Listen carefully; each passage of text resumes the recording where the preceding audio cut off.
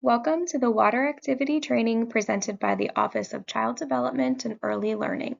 During this training, we will review the regulatory requirements surrounding water activity as outlined under 55 PA Code Chapters 3270-115, 3280-115, and 3290-115. Please note that this training does not satisfy the requirements for water safety instruction outlined in 3270-115A8, 3280-115A8, and 3290-115A8. 3270-115A1 and 3280-115A1 state that a swimming pool must conform to 28 PA Code Chapter 18 relating to public swimming and bathing places. The purpose of 28 PA Code Chapter 18 is to protect the public health through the proper design, operation, and maintenance of public bathing places. The design shall be in accordance with sound engineering practice and shall protect the public health and safety. We do have a link to 28 PA Code Chapter 18 for you to review separately. 3270-115A2, 3280-115A2, and 3290-115A1 state that an in-ground swimming pool accessible to children must be fenced with a locked gate. 3270-115A3, 3280-115A3, and 3290-115A2 state an above-ground swimming pool which is not in use must be made inaccessible to children in accordance with the Swimming Pool Barrier Guidelines of the United States Consumer Product Safety Commission.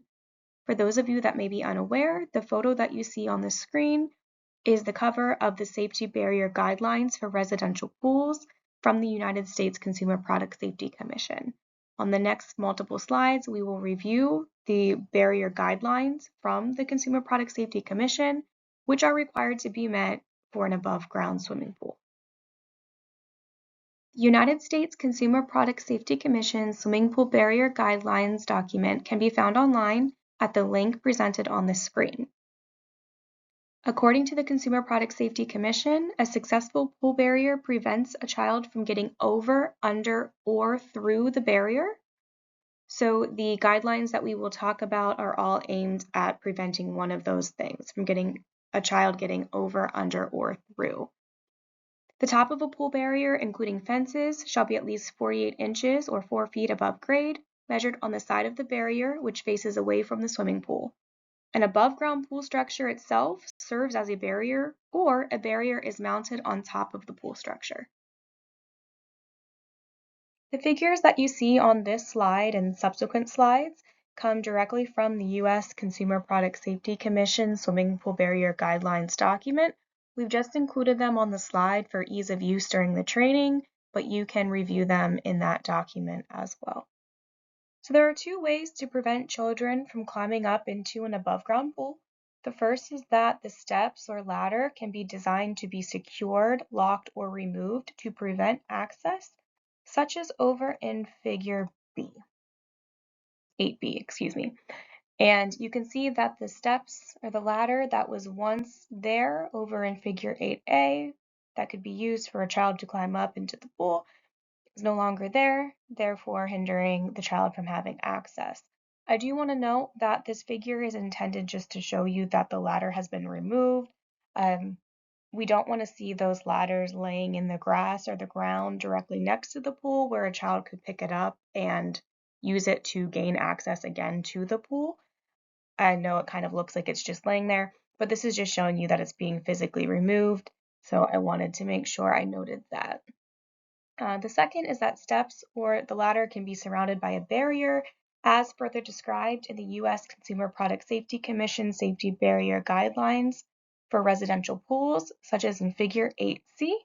And that's over here. You can see that even though that ladder is still in place, there's been a fence constructed around it, therefore prohibiting access to the fence and therefore the pool.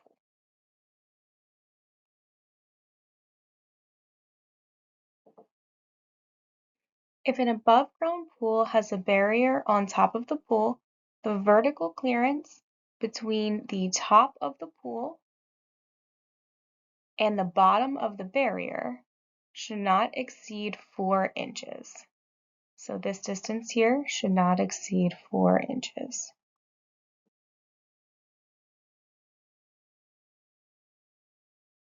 For any pool barrier, the clearance at the bottom shall not exceed 4 inches above the surface or ground, as measured on the side of the barrier facing away from the pool. If the bottom of the gate or fence rests on a non-solid surface, such as grass, gravel, stone, etc., the measurement shall not exceed 2 inches. So if you see in this figure 10 over here, if the barrier rests on a solid surface, the distance between the bottom of the barrier and the surface should not exceed 4 inches, and if it's on grass or another non-solid surface, it should not exceed 2 inches. The exception here is for a removable mesh fence, for which the clearance at the bottom shall not exceed 1 inch above the surface, and we're going to talk about removable mesh fences in another section of the training. For a solid barrier, no indentations or protrusions shall be present other than normal construction tolerances and masonry joints. A good example of this would be a brick wall. There's going to be some indentations just based on how that brick wall has to be built. There's going to be indentations where the brick meets the mortar, and that's okay because that's just how that wall had to be built. However, there shouldn't be bricks intentionally sticking out for which a child could use as a foothold to be climbing the wall. Barriers shall be located so as to prohibit permanent structures, equipment, or similar objects from being used to climb the barriers. Handholds and footholds should be eliminated, and the size of openings shall be minimized. On the next few slides, we're going to talk about the size of openings. So if the distance between the top side of the horizontal members is less than 45 inches, the horizontal members shall be on the swimming pool side of the fence. So these are the horizontal members. The spacing between the vertical members, these ones, and within any decorative cutouts, such as these diamond-shaped cutouts, shall not exceed 1 3/4 inches.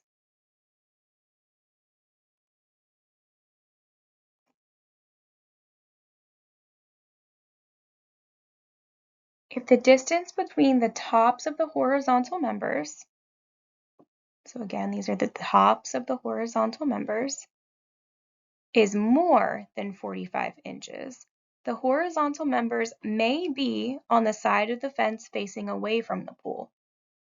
In this case, the spacing between the vertical members shall not exceed 4 inches, and any space within any decorative cutouts shall not exceed 1 3/4 inches, like on the previous slide. The openings of a chain link fence shall not exceed 1 1/4 inches, unless slats fastened at the top and the bottom of the fence are used to reduce openings to no more than 1 3/4 inches. So in figure 5, we see our chain link fence, and those openings should not be more than 1 1/4 inches. And in figure 6, that same chain link fence has slats. You can see that they are fastened at the top and the bottom. And in this case, the openings shall not exceed 1 3/4 inches. In the case of a fence made of diagonal members or lattice work, the opening in the lattice shall not exceed 1 3/4 inches. This is where we're going to discuss removable mesh fences a little bit further. So they shall be at least 48 inches in height, just like other types of fences, be designed to hinder a child's ability to climb the fence. They shall have vertical support posts that extend at least 3 inches below grade, and they will be no greater than 40 inches apart. And they shall not have space greater then 1 inch between the bottom of the fence and the deck or the installed surface. Regardless of the type of fence, all barrier openings shall be small enough so that a 4-inch diameter sphere cannot pass through, and that's based on the circumference of a child's head. The weak link in the strongest and highest fence is a gate that fails to close and latch completely. So swimming pool barriers shall be equipped with a gate or gates which restrict access to the pool. Pedestrian gates, which are those that people walk through, shall open out from the pool so that if a child encounters a gate that isn't latched completely, if they push on that gate, it'll actually just latch the fence as opposed to giving them access to the pool. And pedestrian gates shall also be self-closing and self-latching.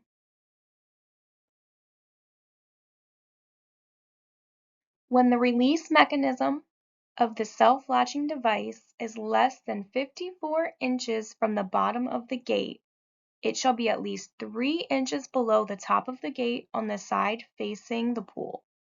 So I find the figure to be very helpful in this instance. So again, if the self-latching device, which is this, is less than 54 inches from the bottom of the gate, it needs to be at least 3 inches below the top of the gate on the side facing the pool. And that is so a child would have to reach up and over to use that release mechanism. And the barrier, including the gate, shall have no opening greater than half of an inch within 18 inches of the latch release mechanism. So anywhere within 18 inches of that release mechanism, there shouldn't be any opening greater than an inch. All other gates, such as vehicle entrances, shall be equipped with self-latching devices, which shall be installed as described above. A pet or doggy door, even if locked, shall not lead directly to a pool or other backyard water source. An isolation barrier or fence is the best defense when pet doors are installed.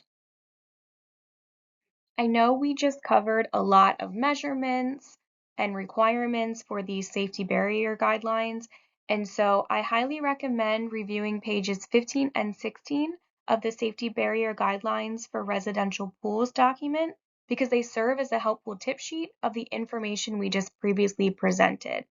So this is page 15.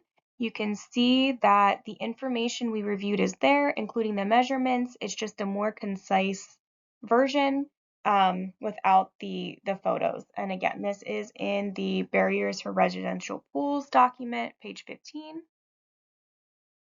And here's page 16 with some additional information that we previously reviewed. If you print out pages 15 and 16 front and back, it just makes a nice little tip sheet for you to utilize. Moving on to indoor swimming pools, 3270 115A4, 3280 115A4, and 3290 115A3 state an indoor swimming pool, which is not in use, must be made inaccessible to children. So our first question is, what about a pool that is not used for programming for the children? Shall that also be inspected for accessibility? And the answer is yes. Pools and pool areas at the facility, regardless of whether they are used in programming or not, shall be inspected for accessibility. The next question is that many homes have doors that open directly onto a patio or area leading to the pool. The Consumer Product Safety Commission recommends that the door leading to the pool be equipped with an alarm. Is the door equipped with an alarm acceptable by itself as a barrier, or must there also be a barrier installed at the actual entrance to the pool to restrict access? The answer is that a barrier must restrict access to the pool. Per regulation, an in-ground pool must be fenced with a locked gate, An above-ground pool and indoor pools must be inaccessible to the children. An alarm does not make the pool inaccessible. If a wall of a home is all or part of a barrier, any doors or windows leading to the pool must be locked in order to be acceptable. What, if any, regulations apply to a portable pool? Is a barrier required? And the answer is yes. Portable pools, if deeper than wading pools, are considered to be above-ground pools and therefore must be made inaccessible to children in accordance with the swimming pool barrier guidelines of the United States Consumer Product Safety Commission. A good example of this is the large inflatable pools that we see pop up over the summer. They're much larger than wading pools, about the size of a regular swimming pool, but they are portable and can be removed at the end of the summer. In those scenarios, they do need to be made inaccessible to children. Next question is a barrier required for a hot tub? And the answer is that hot tubs must be made inaccessible to children. Therefore, a barrier is required. A cover that is locked would be considered an acceptable barrier. What if the opening between the above-ground pool and the barrier on top is greater than 4 inches, but the pool structure itself measures at least 48 inches from the ground? And our answer is that the entire perimeter of the pool structure shall be measured. As long as the pool structure itself measures at least 48 inches in height, as measured on the side facing away from the pool barrier itself would be sufficient. If the pool structure measures less than 48 inches at any point, or if there are objects and/or landscaping concerns near the pool, which could be used to access the pool, then the barrier on top must meet all U.S. Consumer Product Safety Commission swimming pool barrier guidelines, which we previously discussed. What if a neighbor's pool, which is not in use, is accessible to children? It is the provider's responsibility to ensure that children cannot access the pool. If the pool cannot be made inaccessible, the provider will need to provide a fence to prevent children from going onto the neighbor's property and accessing the pool. Is a locked pet door with advanced safety features acceptable to meet the barrier requirements when the door leads to a swimming pool? The Consumer Product Safety Commission guidelines, which are required for above-ground swimming pools, indicate that a lock is not sufficient for pet doors if the door leads directly to a swimming pool. Therefore, an additional barrier is required for pet doors leading directly to above-ground pools. This barrier may be located around the pool itself. If the pet door leads directly to an above-ground pool with no other barrier, then the pet door itself must be equipped with a barrier to prevent the child from exiting the pet door and gaining access to the pool. If the pool in question is not an above-ground swimming pool, then the lock would be sufficient. Next, we will discuss swimming and wading supervision and ratios. Specifically on this side, we will discuss the requirements for a group and center. 3270, 115A5, and 3280, 115A5 state the following staff-child ratios apply when children are swimming. 3270, 115B1, and 3280, 115B1 state staff persons shall supervise children in care using wading pools. Staff-child ratios in subsection A apply when children are wading. So the staff-child ratios that you see on the slide apply when children are both swimming and wading, and the ratios are as follows. So for an infant, the staff-child ratio is 1 staff to 1 child. For young or older toddler, it's 1 staff to 2 children. For preschool children, it's 1 staff to 5 children. For young school age, it's 1 staff to 6 children. And for older school age, it's 1 staff to 8 children. For family child care, 3290, 115A5 states swimming and wading ratios shall be maintained as follows. We have 1 staff to 1 infant, For young and older toddlers, the ratio is 1 staff to 2 children. For preschool, it's 1 staff to 5 children. For young school age, it's 1 staff to 6 children. And for older school age, it's 1 staff to 6 children. Please be aware that if it is observed that a facility is out of ratio while swimming or wading, swimming must cease immediately until ratio requirements are met. What is the applicable ratio in the case of a divided activity? For example, some children are swimming or wading and some are not in the water.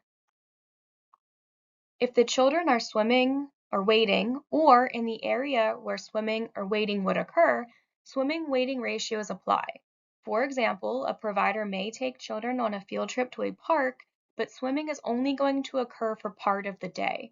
Swimming ratios would not apply while at the playground or other non-swimming areas of the park where the pool is not accessible, but would apply when the children are within the boundaries of the swimming area. Swimming ratios apply if children are within the boundaries of the swimming area, regardless of whether the children are in or out of the water. If a wading pool filled with water is accessible to children, even if the intent is not for children to wade, what ratios apply? Swimming, wading ratios apply if a wading pool is accessible to children, regardless of the intent. Next, we will discuss lifeguard requirements. 3270-115A6 and 3280-115A6 state when children are swimming, supervision shall include 1 person certified in lifeguard training. 3290-115A6 states when children are swimming, supervision shall include at least 1 person who has completed lifeguard training. 3270-31E4III, 3280-31E4II, and 3290-31F4II state lifeguard training. Competence is completion of lifeguard training, including first aid training and cardiopulmonary resuscitation, or CPR, for child and infant. Lifeguards must be at least 16 years of age. They must also have a complete file to include all of the following: their name, address, and telephone number, verification of their age, Child Protective Services Law or CPSL documents to include the Child Abuse Clearance, the State Police Clearance, the Federal Bureau of Investigation or FBI clearance, for which the only acceptable FBI clearance must be obtained pursuant to the Department of Human Services, the National Sex Offender Registry or NSOR verification certificate, any required out-of-state clearances if they reside or have resided outside of Pennsylvania within the past 5 years, a disclosure statement, and mandated reporter training. Must have a current staff health assessment, including TB test results, 2 written non-family references, which is not applicable for family childcare homes, documentation of current lifeguard certification, and documentation of emergency plan training. True or false, the lifeguard counts in the staff-child ratio.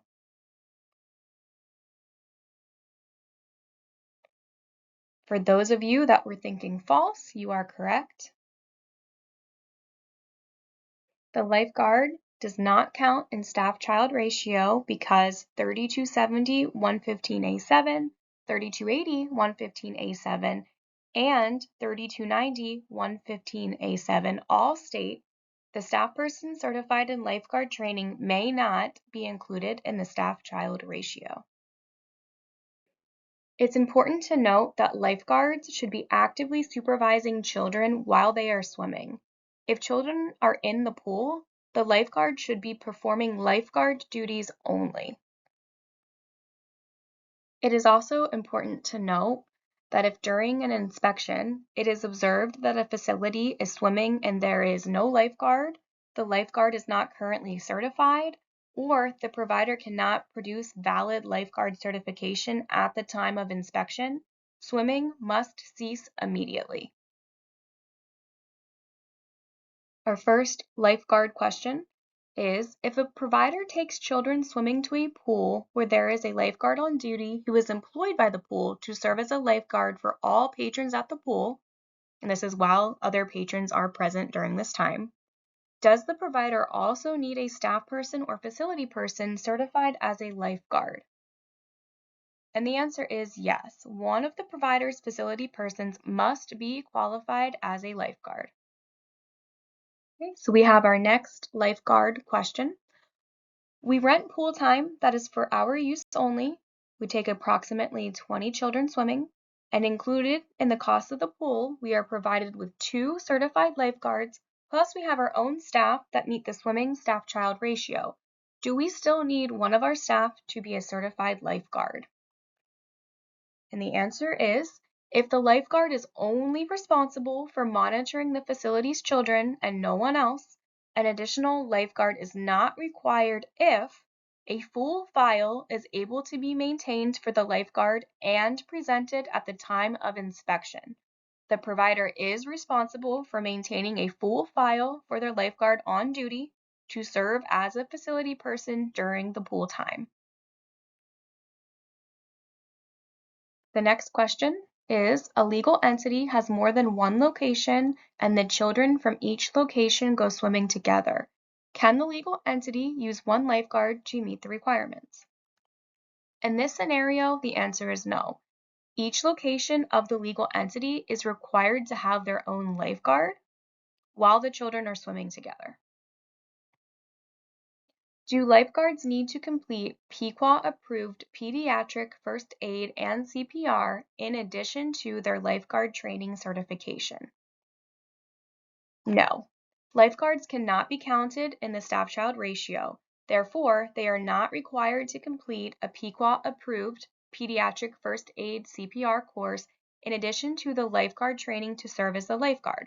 However, if the lifeguard is a staff person that is counted in staff-child ratio when not serving in a lifeguard role, then they would also need to complete Pequot-approved pediatric first aid and CPR. Our next question is, if a group of children are within the pool boundaries, but none of the children are swimming, is a lifeguard needed? And the answer is yes. A lifeguard is required if children are within the pool boundaries, even if the children are not actively swimming. Next, we will discuss water safety training. 3270-115A8 states, a facility person who is counted in the staff-child swimming ratio shall annually complete water safety instruction. The requirements for 3280 and 3290 are worded just a little bit differently. So 3280-115A8 and 3290-115A8 state, a facility person who is counted in the staff-child ratio shall annually complete water safety instruction. 3270-31E4IV, 3280-31E4III, and 3290-31E4III state water safety instruction.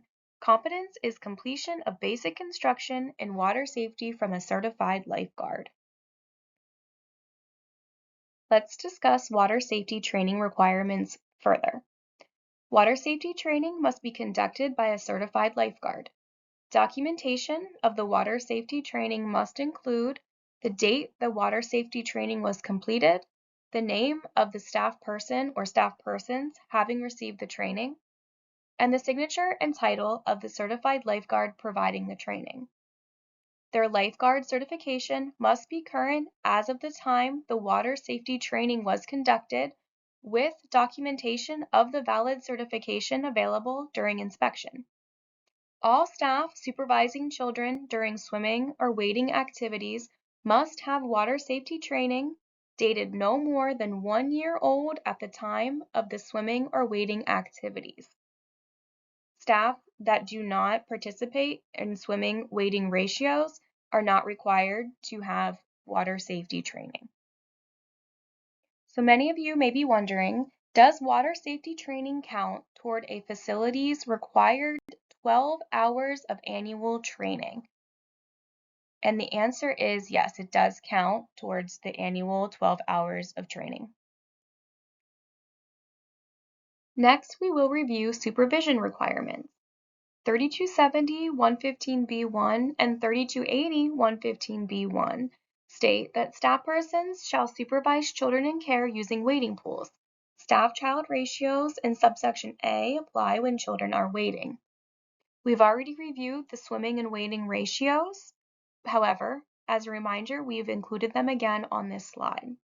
So for groups and centers, the following staff-child ratios apply when children are swimming and also wading. For an infant, it's 1 staff to 1 infant, 1 staff to 2 young or older toddlers, 1 staff to 5 preschool children, 1 staff to 6 young school-age children, and 1 staff to 8 older school-age children. As a reminder, for the family child care homes, the ratios differ when it comes to older school-age children.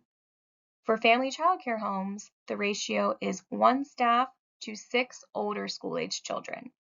All of the other ratios for the other age groups remain the same.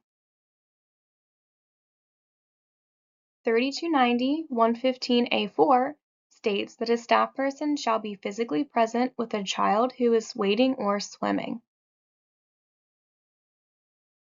As a reminder, 3270 113A, 3280 113A, and 3290 113A all state that children on the facility premises and on facility excursions off the premises shall be supervised by a staff person at all times. Outdoor play space used by the facility is considered part of the facility premises. Additionally, for groups and centers, the requirement for primary care groups to be assigned is also required while children are swimming.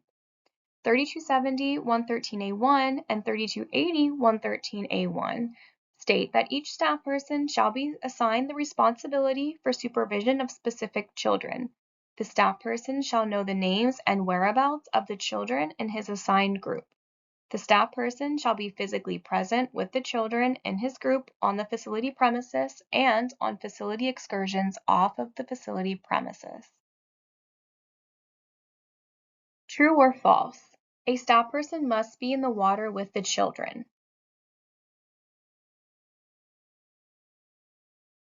And this is false. The reason staff persons counted in the staff-child swimming ratio is because of the definition of supervise. 3274 and 3284 define supervise to be physically present with a group of children or with the facility person under supervision. Critical oversight in which the supervisor can see, hear, direct, and assess the activity of the supervisee. Similarly, 3294 defines supervise to be present in the child care facility with the children or with the facility person under supervision. Supervision is critical oversight in which the supervisor can see, hear, direct, and assess the activity of the supervisee. So while the facility persons or staff persons do not need to be in the water with the children, they do need to be able to see, hear, direct, and assess the children's activity. Please note how important it is to see, hear, direct, and assess the children at all times, especially during water activities, including swimming or wading. Because it's such a high-risk activity, staff need to be actively monitoring and supervising the children in their care during swimming activities. Next, we will discuss wading pools. 3270 115B2, 3280 115B2, and 3290 115A9 state a sanitizing solution shall be added to water in a wading pool. An acceptable sanitizing solution is 3/4 of a teaspoon of bleach added to 50 gallons of water. 3270 115B3, 3280 115B3, and 3290 115A10 state a wading pool shall be emptied daily. We have our next true or false question. So true or false? A lifeguard is needed to supervise children in a wading pool. For those of you thinking false, you are correct. This is false. The regulations at 3270 115A6, 3280 115A6, and 3290 115A6, which we've previously reviewed, pertain to swimming activities only. True or false? Staff supervising children during wading activities are required to have completed water safety training. And this is true. Swimming staff-child ratios are in effect while wading. All staff counted in the swimming staff-child ratio are required to complete water safety training annually. If children are in a creek or other shallow natural body of water, do swimming or wading requirements apply? Swimming requirements apply in any natural body of water regardless of depth. So in this scenario, swimming requirements would apply. The next question is, do swimming or wading requirements apply to water slides? And this answer is going to depend really on what the water slide exits into. So if the water slide does not exit into a pool, wading pool, body of water, or area where water gathers at the bottom, swimming and wading requirements do not apply.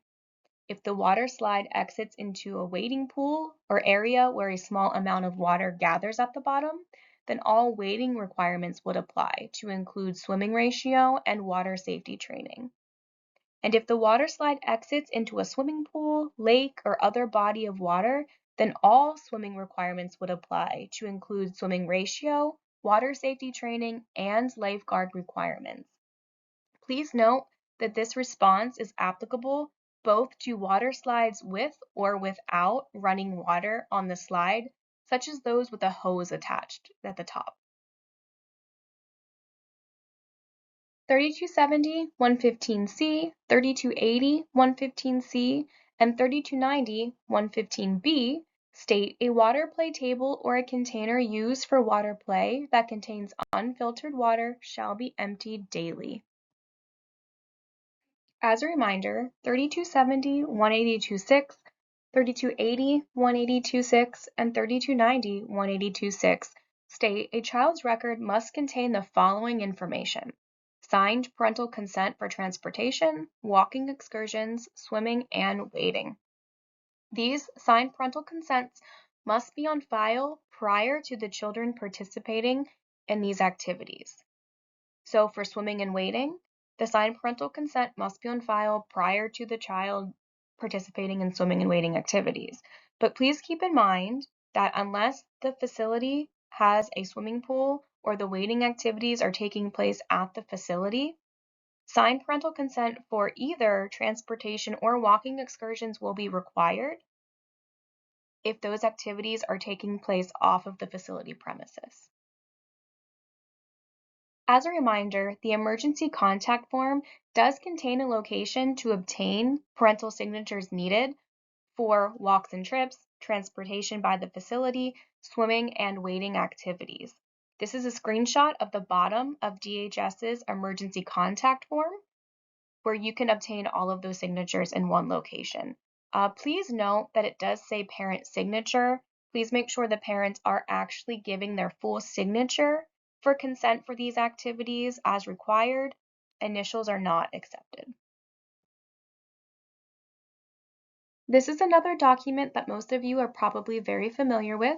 It's a screenshot of the provider affirmation statements, specifically the swimming section. This form is completed every year at renewal, and you either indicate that you do or do not take children swimming or wading. If you sign that you do not take children swimming or wading, you're also indicating that you will notify the regional office immediately if you do decide to take children swimming or wading. If you do take children swimming or wading, you're also going to initial that you follow each of the regulations listed below, to include that you follow the appropriate staff-child ratios, that you will have one person certified in lifeguard training, that the person certified and lifeguard training is not included in the staff-child ratio, and that facility persons counted in the staff-child swimming ratio will complete annual water safety training instruction. For additional references and resources, please refer to 55 PA Code Chapters 3270, 3280, and 3290, 28 PA Code Chapter 18, the Safety Barrier Guidelines for Residential Pools from the United States Consumer Product Safety Commission, our Provider Affirmation Statement, and our Emergency Contact Form. Thank you for taking the time to complete this water activity presentation. We hope it was helpful in clarifying the regulatory requirements for swimming, wading, and other water activities so that children can continue participating in these activities safely this summer. If you have additional questions, please reach out to your certification representative or your Regional Office of Child Development and Early Learning.